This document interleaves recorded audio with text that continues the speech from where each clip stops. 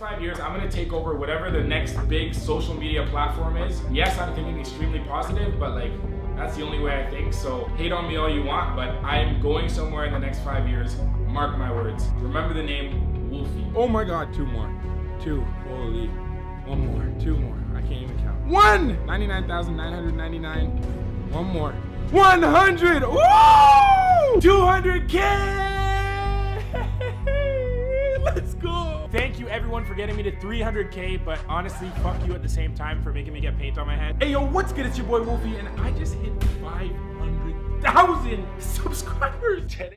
Now, WolfieRaps, aka Charles, aka Wolfie, would start his YouTube channel on August 11th, 2013, and would post his very first video on the channel on March 14th, 2014. That video would feature Wolfie rapping, and as of today, the video would generate over 275,000 views. He would go a length of uploads posting skits and random content, which is something a lot of new YouTubers did throughout the early 2010s to get a feel on the content they wanted to create and the content that would bring in the most views.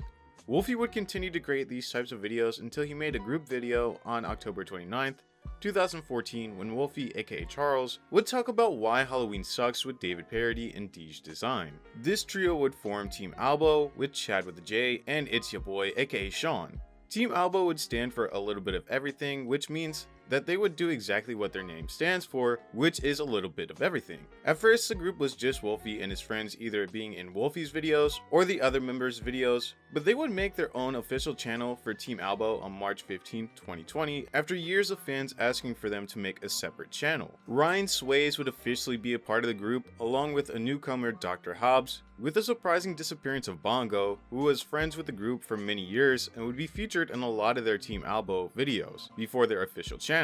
The channel was seemingly a Canadian version of the Sidemen Respectfully, and their last upload on the channel would be on June 13th, 2020, marking it over a year since the group has posted it on that account. They would post 11 videos in total before abandoning the channel altogether. But to get back to Charles, he would hit his first big milestone on November 17, 2015, where he would hit 100,000 subscribers on his main channel, and just 12 days after hitting 100,000 subscribers, he would hit 200,000 subscribers on November 29, 2015. And at the time was one of the fastest growing channels on YouTube. He would post a lot of challenge videos to his channel, and his clickbait at the time was unmatched. Just look at this title: YouTube is trying to take my channel down, with a thumbnail of him looking visibly upset. Wolfie would post a video titled How to Unlock Any iPhone Without a Passcode on March 7, 2016, and that would be his most viewed video on his account, amassing 40 million views as of today.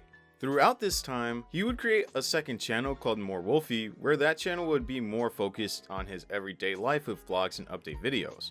This channel would grow to 4 million subscribers as I'm making this video, and is now the home to new Wolfie videos. Again, doing the same concept of clickbait, thumbnails, and titles like his main account. Wolfie would hit 1 million subscribers on July 26, 2016, only 2 years after making his first video on his main account. Now, in late 2017, Wolfie would take a trip to LA, a trip that no one saw coming.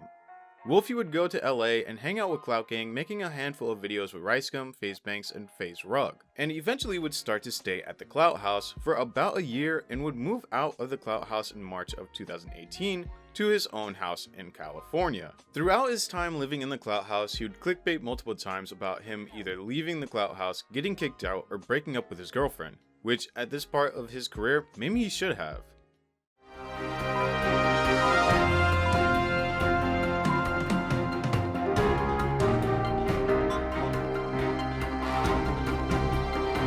What is up, Trouble Alert Nation? I'm your host, Keller Keepstar. Let's get right into the news.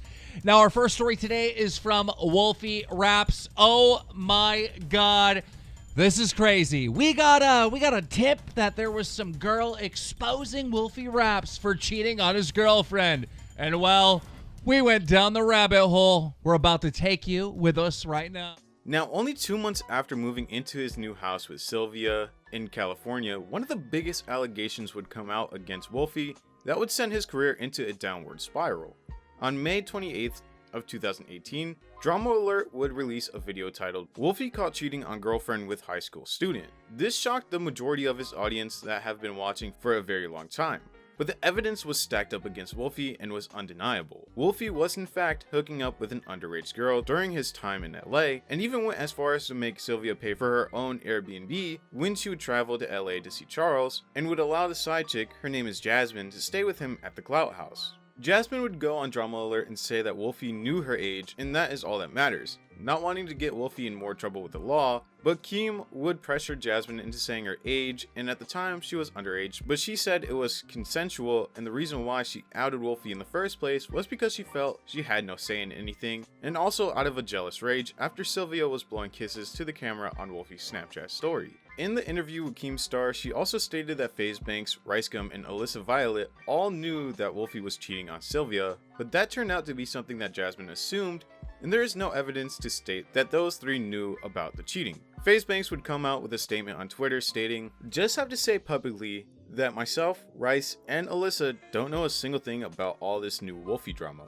Wolfie hasn't lived at the house for the past 3 months, and everything you're seeing and hearing, we're seeing and hearing for the first time too." After the Keemstar video came out, Wolfie would take a week break, and before he would post an update video on his second account, he would send out a tweet stating, "Hey guys, I understand that there is a lot of chaos going around in everyone's head, and that you are left in the dark, but I can assure you that Sylvia and I are handling this whole situation offline. I promise that you guys will understand and everything will make more sense when I come back. I know a lot of information is floating around, but I strongly advise you not to believe everything you hear.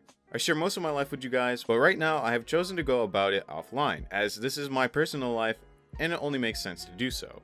He would try to move past the allegations and the situation at hand, but his fans wouldn't let him move on from it. Wolfie would gain subscribers during June after the Drama Alert video, but would quickly start to lose his subscribers during July. Wolfie would lose around 500 subscribers a day and still losing subscribers every single day till this day. Wolfie would post an update video on June 11, 2018, which would receive 64,000 dislikes because he would talk about everything that was going on in the beginning of the video, but would try to continue the video as if nothing happened. Videos that he posted after this video would also be filled with dislikes. Eventually, Wolfie would take a year off of both channels, realizing that he just couldn't move past the allegations as if nothing happened prompted him to take several months off, and in his own words, he would work on himself. Wolfie would post music to his main account throughout his hiatus, but they wouldn't nearly get as many views or attention as his regular uploads. Just fans in his comments asking for a new video. Wolfie would try to make a comeback to his main channel on June 22nd, 2019. A little over a year after everything happened, he would post a video titled "This Helmet is Unbreakable, Impossible Challenge." This video would gain only 950,000 views, which was a fraction of what Wolfie was getting during this time. Wolfie would then leave for another year and would post a video titled "I Waterproof Myself with Aerogel." That video would gain 1.6 million views, and after that, Wolfie would somewhat post regularly again on his main account, until he would post his last video in October of 2020. I feel like once Wolfie started to see that his videos weren't doing as well as they used to, even after taking a couple years off, this made him very unmotivated, realizing that he cannot achieve his once loving audience and 10 million views and upload.